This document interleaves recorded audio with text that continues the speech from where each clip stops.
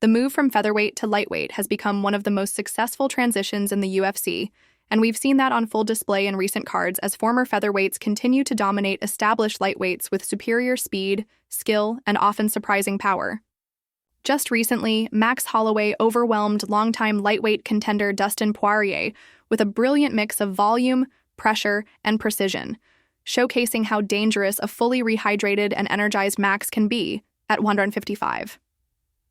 A few weeks before that, Ilia Topuria completely flatlined Charles Oliveira, one of the most decorated lightweights in UFC history, in a performance that demonstrated just how seamlessly he's carried his power and explosiveness up a division. Ironically, both Charles and Dustin also began their UFC careers as featherweights, before struggling with brutal weight cuts and moving up to lightweight where they eventually found greater success. Charles missed weight 4 times in 11 featherweight bouts before finally moving up, and Poirier only moved to 155 after taking damage in his bout with then featherweight star Conor McGregor, who himself made the historic jump from 145 to 155 to win titles in both divisions. Even Alexander Volkanovski, despite losing his lightweight debut, looked strong, fast, and competitive against Islam Makhachev, pushing the champion in ways few lightweights ever have.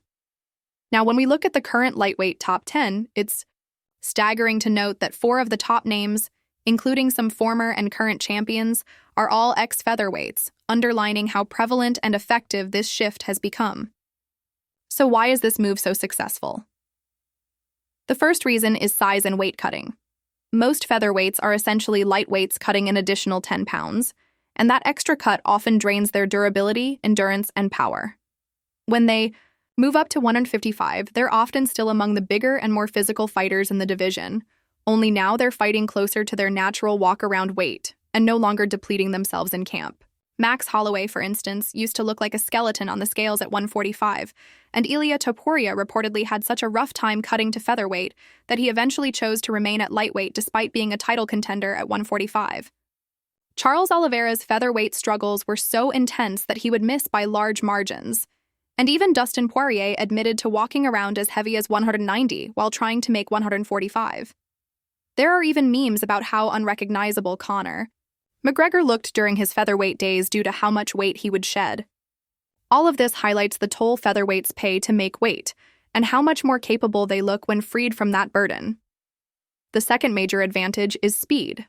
Featherweights often retain much of their quickness even after bulking up to 155, and that speed has become a defining factor in several recent high-profile fights. Max Holloway's hands looked lightning fast against both Dustin Poirier and Justin Gaethje, allowing him to rack up damage and avoid heavy counters. Ilia Topuria's timing and explosiveness shocked Charles Oliveira, and his finishes seemed to come out of nowhere due to the quickness of his entries. Conor McGregor's dismantling of Eddie Alvarez was another textbook example of a faster, sharper fighter exploiting a slightly slower opponent at lightweight. Even though the difference between 145 and 155 is only 10 pounds, that small change appears to create a noticeable drop in speed for many fighters, especially those who have spent their entire careers at 155 and don't have that featherweight quickness in their toolkit. Only a few current lightweights, like Rafael Fiziev, show the type of speed featherweights carry with them, and some even argue he should consider dropping to 145 for that reason. The third factor, and maybe the most important, is skill. While this might be a controversial take, many analysts and fans believe the lighter divisions, flyweight, bantamweight, and featherweight, are simply more technical across the board. As you move up in weight, power becomes more of a deciding factor, which sometimes results in less emphasis on well-rounded skill sets. Heavyweights, for instance, often have little ground game because they rely more on one-shot knockouts. But at 145, fighters are forced to be highly technical to survive. That skill often transfers beautifully to lightweight, where opponents may have more power, but sometimes lack the same sharpness and versatility. Alexander Volkanovski nearly outskilled Islam Makhachev in their first meeting, proving that elite featherweights can push even the most dominant lightweights. When Max Holloway fought Justin Gaethje, he picked him apart before landing one of the most viral knockouts in recent history. Ilia Topuria's technical boxing and footwork left Charles Oliveira unable to respond effectively. And while guys Like Arman Tsarukyan and Charles Oliveira remain skilled fighters, the overall picture suggests that top featherweights are not only competitive at lightweight, but in many cases are flat out better in terms of timing, decision-making, and fundamentals. Fighters like Michael Chandler are proof of how far raw power and athleticism can get you in the division, even with questionable fight IQ and shaky technique. Chandler remains a top-ranked lightweight and perennial contender largely because of his explosiveness and physical gifts rather than any consistent technical mastery. The ongoing success of these featherweights turned lightweights suggests that lightweight may very well be dominated again by those who originally came from 145. For a time, the division had Charles and Dustin near the top, both former featherweights, and now Max Holloway and Ilia Topuria seem poised to control the landscape. Looking to the future, fighters like Diego Lopez, who is both huge for featherweight and technically excellent, seem destined to make the leap.